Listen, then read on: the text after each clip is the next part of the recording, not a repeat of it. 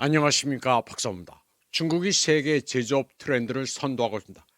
AI와 5G 커넥티비티를 활용해 로봇을 동원한 무인 생산 시스템 확충에 박차를 가하고 있습니다. 이런 공장을 다크 팩토리라고 합니다. 포드의 CEO는 중국의 자동화된 전기차 메이커들이 전 세계 자동차 메이커에 실존적 위협을 가하고 있다고 경고했습니다. 미국은 바짝 긴장하고 있습니다. 중국은 2022년에만 29만 대 산업용 로봇을 도입했습니다. 이는 전 세계 산업용 로봇의 절반이 넘는 수치입니다. 다크 팩토리는 생산 과정에서 사람이 필요 없습니다. 밤에 불을 꺼도 어두운 공장이 저절로 돌아간다고 해서 다크 팩토리라고 합니다. 초당 한 대씩의 휴대폰을 생산하는 샤오미나 BYD, 지리, 장안 같은 자동차 메이커도 다크 팩토리 형태로 돌아갑니다. 시진핑 중국 주석도 2025년 시정에서 다크 팩토리를 통한 생산 자동화를 강조했습니다. 중국은 지난해만 로봇 개발 연구에 14억 달러를 배정했습니다. 국제로봇협회는 중국의 근로자당 로봇 비율이 1만 명당 392대로 세계 평균의 3배로 추산했습니다. 로봇을 이용한 다크 팩토리는 효율의 극치입니다. 위험한 작업은 로봇이 하면 됩니다. 공장에 사람이 없으니 조명이나 냉난방을 하지 않아야 됩니다. 직원 휴게실 같은 복지시설도 필요 없습니다. 물론 대량 실업도 불가피합니다. 그러나 산업이 고도화되면 거기에 따른 직업도 생겨나기 마련입니다. 중국이 전 산업 분야에서 다크 팩토리로 가고 있으니 미국을 비롯한 서방 세계는 원가에서 경쟁이 아예 불가능합니다. 러시아 매체 RT의 발칸 세르비아파는 중국 충칭시에 있는 창안 자동차 르포 기사를 실었습니다. 이 회사 역시 가장 현대화된 다크 팩토리를 갖추고 있습니다. 포드와 마즈다의 합작 메이커이기도 한 창안은 1862년에 설립된 중국의 국유기업입니다. 청나라 말 양무 운동 당시 세워진 업체입니다. 창안의 경우 2025년 1월부터 8월까지 모두 179만 9,760대 차를 팔았는데 이 가운데 40만 4,878대를 해외에서 판매했습니다.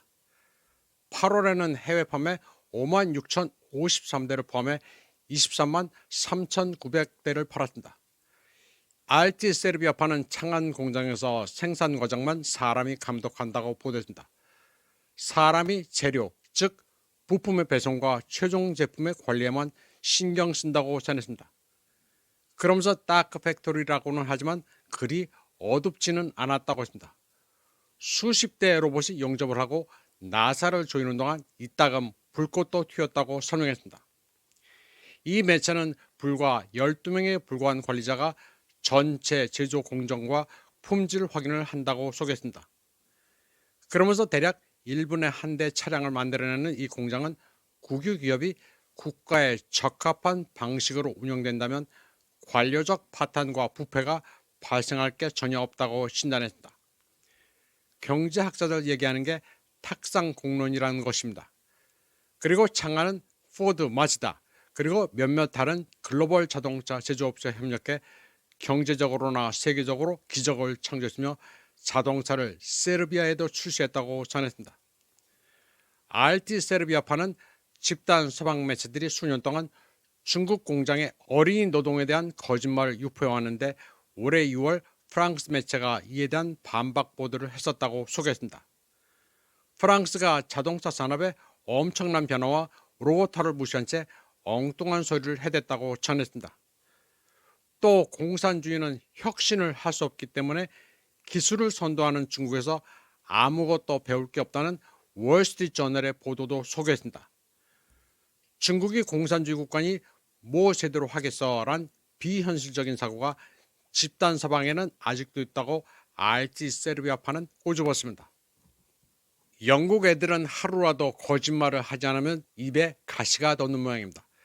영국의 더 타임즈는 블랙문이라는 해커 그룹이 800페이지에 달하는 러시아 기밀 문서를 입수해 군사 싱크탱크 왕립연합군사연구소에 제출했다고 주장했습니다. 러시아가 중국의 타이완 침공을 돕기 위해 중국 공수부대에 훈련과 장비를 제공한다는 내용입니다. 영국의 거짓말은 굉장히 꼼꼼합니다. 러시아가 중국을 지원하기 위해 각종 공수 무기도 판매한다고 주장했습니다. 100mm 주포와 30mm 기관포로 무장한 BMD-4M 경수륙 양용 전투차 37량, 스프룻 SDM-1 경수륙 양용 자주 박격포 11량, BTR-MDM 라쿠슈카 보병수송 장갑차 11량, 루빈 지휘 관측차와 지휘 차량 여러 대, 달러얏 화물 투하형 특수용도 낙하산 등입니다. 거짓말이 구체적이라 그럴듯합니다. 그런데 조금만 검색해보면 말도 안 되는 거짓임을 쉽게 알 수 있습니다. 결론적으로 중국 공수부대가 러시아의 지원을 받을 위치는 아닙니다.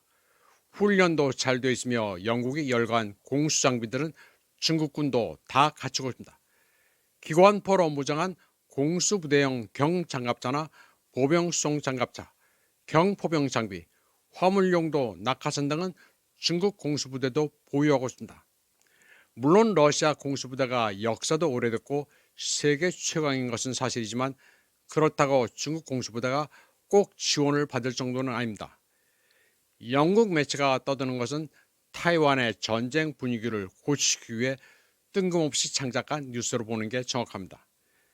세계 최강의 거짓말쟁이 영국이 떠드는 것은 무조건 의심하고 봐야 합니다. 이번 방송은 여기까지 하겠습니다. 시청해주신 여러분 감사합니다.